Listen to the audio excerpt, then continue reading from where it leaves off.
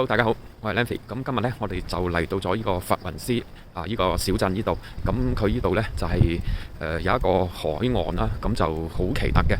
咁因為佢喺退潮嘅時候，佢呢個灘塗呢係非常之平整嘅，延伸出去可能有1-2公里呢，都係一個好平整嘅一個灘塗。咁而家我哋先喺呢個小鎮呢度食個中午飯，一陣間就係去嗰個海灘嗰度睇一睇呢個奇特嘅呢個景觀啦。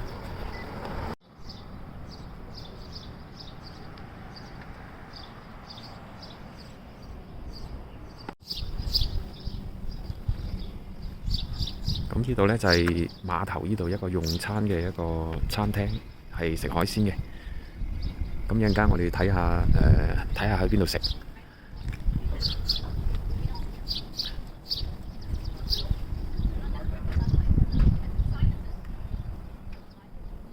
而家我落到呢個碼頭下邊嘅呢個灘塗呢度啦，咁其實呢度嘅水呢並唔係咁清澈嘅，因為而家大家睇到呢，佢呢度呢啲水呢嘅淤泥比較多啊，上邊全部都係一啲好豐盛嘅水草啦。咁因為呢個淤泥多呢，就造成咗佢呢個水呢可能就睇上去唔係咁清，不過應該水質應該依舊都仲係好好嘅。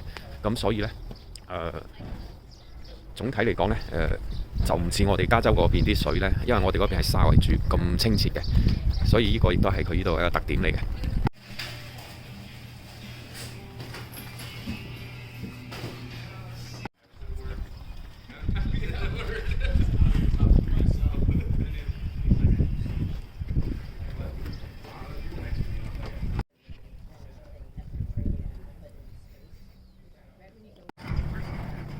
今日我哋嚟呢個 MG's 試下呢個海鮮，呢個係個海船船。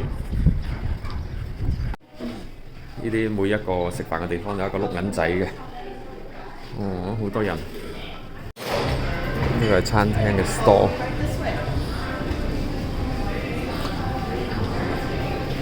餐廳入邊啦。